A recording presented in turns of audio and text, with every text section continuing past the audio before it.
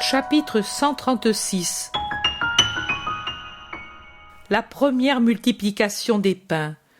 C'est toujours le même endroit, seulement le soleil ne vient plus de l'Orient en filtrant à travers le fourré qui borde le Jourdain en ce lieu sauvage, près de l'endroit où les eaux du lac débouchent dans le lit du fleuve, mais il arrive, pareillement oblique, du couchant, pendant qu'il descend dans une gloire de rouge, en rayant le ciel de ses derniers rayons. Et sous l'épais feuillage, la lumière est très adoucie et tend vers les teintes paisibles du soir. Les oiseaux, enivrés du soleil qu'ils ont eu tout le jour, de la nourriture abondante qu'ils ont prise dans les campagnes voisines, se livrent à une bacchanale de trilles et de chants au sommet des arbres. Le soir tombe avec les pompes finales de la journée. Les apôtres le font remarquer à Jésus qui donne toujours son enseignement d'après les exemples qui se présentent à lui. « Maître, le soir approche, l'endroit est désert, éloigné des maisons et des villages, ombreux et humide. Sous peu, ici, il ne sera plus possible de nous voir ni de marcher. La lune se lève tard. Renvoie le peuple pour qu'il aille à Tariché ou au village du Jourdain pour acheter de la nourriture et chercher un logement. Il n'est pas nécessaire qu'ils s'en aillent. Donnez-leur à manger. Ils peuvent dormir ici comme ils ont dormi en m'attendant. Il ne nous reste que 5 pains et 2 poissons, maître, tu le sais. Apportez-les-moi. André, va chercher l'enfant. C'est lui qui garde la bourse. Il y a peu de temps, il était avec le fils du scribe et 2 autres occupés à se faire des couronnes de fleurs en jouant au roi. André y va vivement, et aussi Jean et Philippe se mettent à chercher Marc-Jam dans la foule, toujours en déplacement.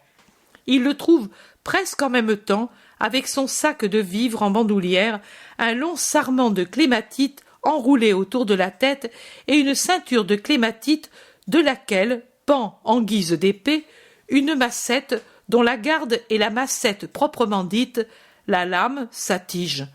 Avec lui, il y en a 7 autres, pareillement chamarrés, et ils font un cortège au fils du scribe, un enfant très grêle, avec l'œil très sérieux, de qui a tant souffert, qui, plus fleuri que les autres, tient le rôle de roi.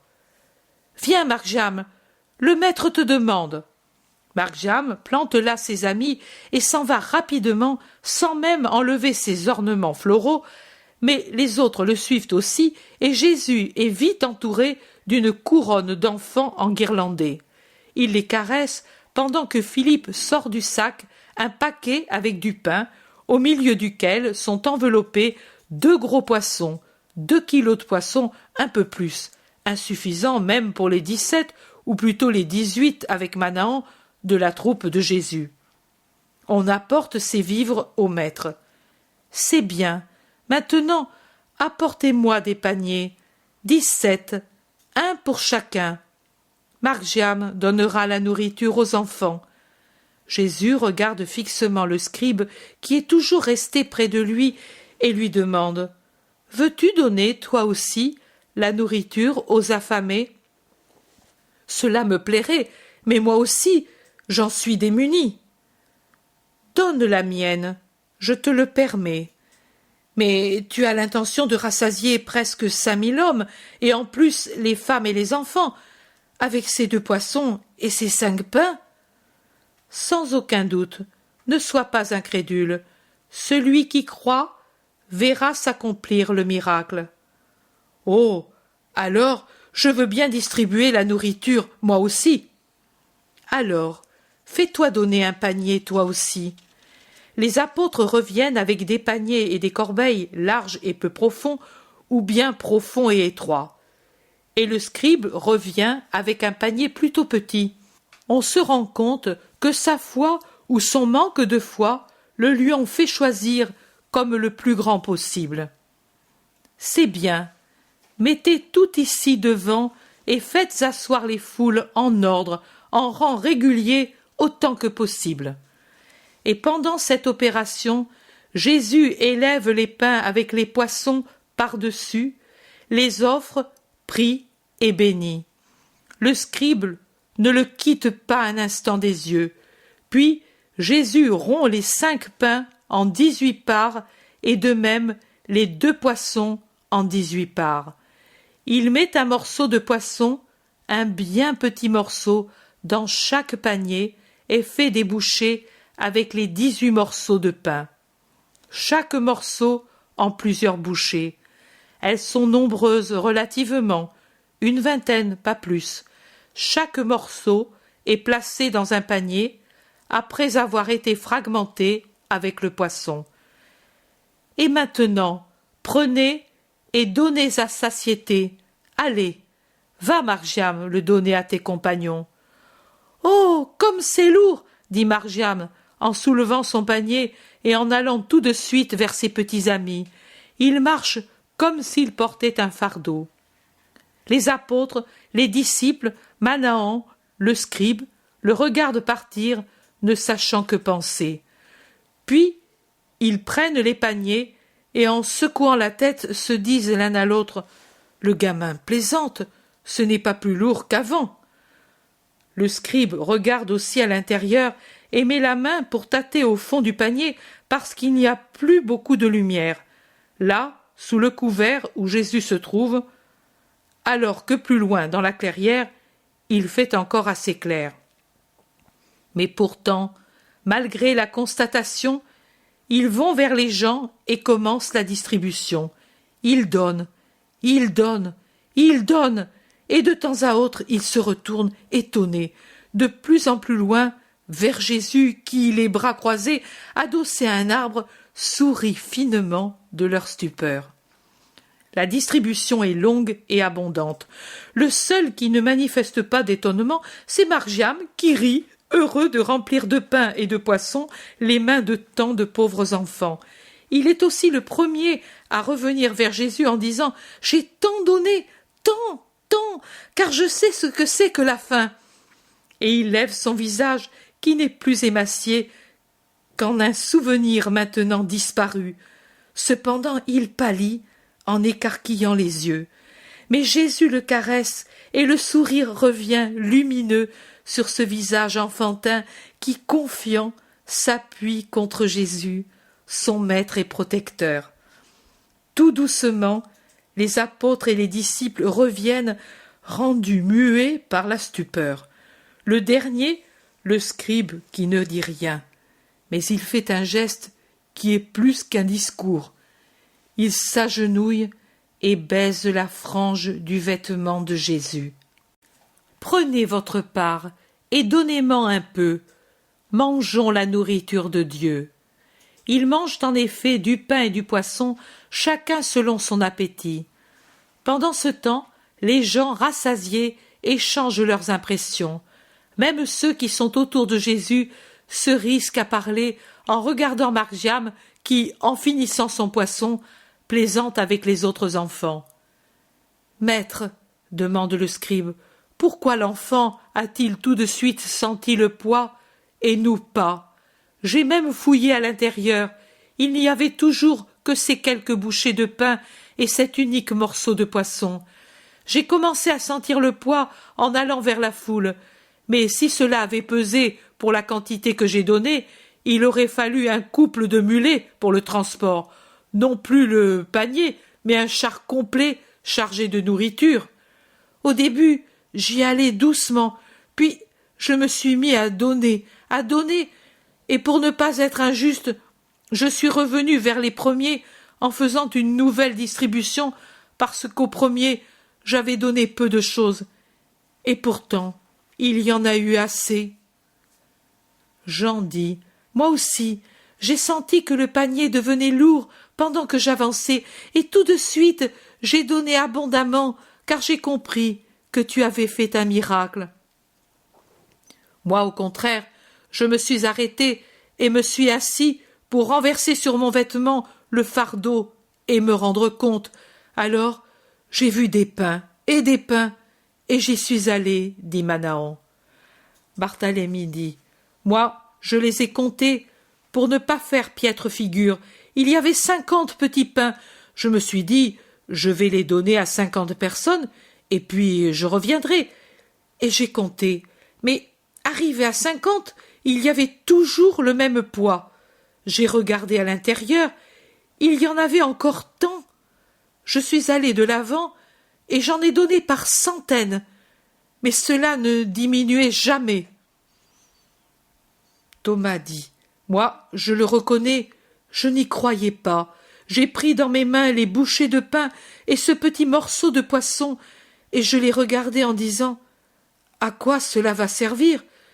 Jésus a voulu plaisanter, et je les regardais, restant caché derrière un arbre, espérant et désespérant de les voir croître, mais c'était toujours la même chose. J'allais revenir quand Matthieu est passé et m'a dit: tu as vu comme ils sont beaux? Quoi? Ai-je dit. Mais les pains et les poissons? Tu es fou. Moi je vois toujours des morceaux de pain. Va les distribuer avec foi, et tu verras. J'ai jeté dans le panier ces quelques bouchées, et je suis allé avec réticence. Et puis, pardonne-moi, Jésus, car je suis un pécheur. Non, tu es un esprit du monde, tu raisonnes comme les gens du monde. Moi aussi, Seigneur, alors, dit l'Iscariote, au point que j'ai pensé donner une pièce avec le pain en pensant: ils mangeront ailleurs. J'espérais t'aider à faire meilleure figure. Que suis-je donc, moi? Comme Thomas ou davantage? Bien plus que Thomas, tu es monde. Mais pourtant, j'ai pensé faire l'aumône pour être ciel, c'était mes deniers à moi. Aumône à toi-même et à ton orgueil, et non pas à Dieu. Ce dernier n'en a pas besoin, et l'aumône à ton orgueil est une faute, pas un mérite. Judas baisse la tête et se tait. Moi, de mon côté, dit Simon le Zélote, je pensais que cette bouchée de poisson, ces bouchées de pain, il me fallait les fragmenter pour qu'elles suffisent, mais je ne doutais pas qu'elles auraient suffi pour le nombre et la valeur nutritive. Une goutte d'eau, donnée par toi, peut être plus nourrissante qu'un banquet. Et vous, que pensiez-vous? Demande Pierre au cousin de Jésus. Jude dit sérieusement: nous nous rappelions Cana, et nous ne doutions pas. Et toi, Jacques, mon frère, tu n'as pensé qu'à cela? Non, j'ai pensé que c'était un sacrement, comme tu m'en as parlé. Est-ce ainsi, ou je me trompe? Jésus sourit. Oui et non. À la vérité de la puissance nutritive d'une goutte d'eau exprimée par Simon, il faut ajouter ta pensée pour une figure lointaine, mais ce n'est pas encore un sacrement. Le scribe garde une croûte entre ses doigts. Qu'en fais-tu? Un souvenir. Pierre dit: je la garde moi aussi, je la mettrai au cou de Marc-Jam dans un sachet. Moi je la porterai à notre mère, dit Jean. Et nous avons tout mangé, disent les autres mortifiés. Levez-vous, faites de nouveau le tour avec les paniers, recueillez les restes, séparez les gens les plus pauvres d'avec les autres et amenez-les-moi ici, avec les paniers. Et puis vous, mes disciples, allez tous vers les barques et prenez le large pour aller à la plaine de Génézareth. Je vais congédier les gens après avoir fait une distribution aux plus pauvres, et puis je vous rejoindrai.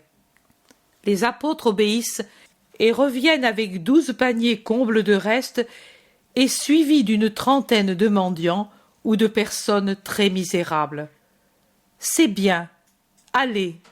Les apôtres et ceux de Jean saluent Manahan et s'en vont avec un peu de regret de quitter Jésus. Mais ils obéissent. Manahan attend pour quitter Jésus que la foule, aux dernières lueurs du jour, s'en aille vers les villages ou cherche une place pour dormir parmi les joncs hauts et secs. Puis il fait ses adieux. Avant lui s'en est allé le scribe, un des premiers même, parce que, avec son petit garçon, il a suivi les apôtres. Lorsque tout le monde est parti ou s'est endormi, Jésus se lève, bénit les dormeurs, et à pas lents se dirige vers le lac, vers la péninsule de Tariché, élevée de quelques mètres, comme si c'était une avancée de colline dans le lac. Lorsqu'il en a rejoint le pied, sans entrer dans la ville, mais en la côtoyant, il gravit le monticule et s'installe sur un rocher pour prier face à l'azur et à la blancheur du clair de lune dans la nuit sereine.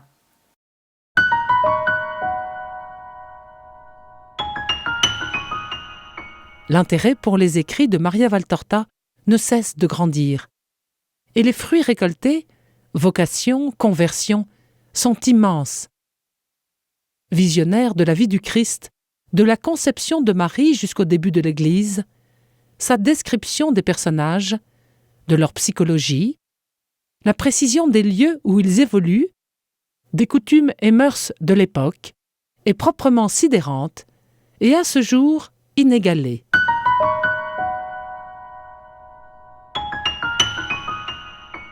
www.associationmariavaltorta.fr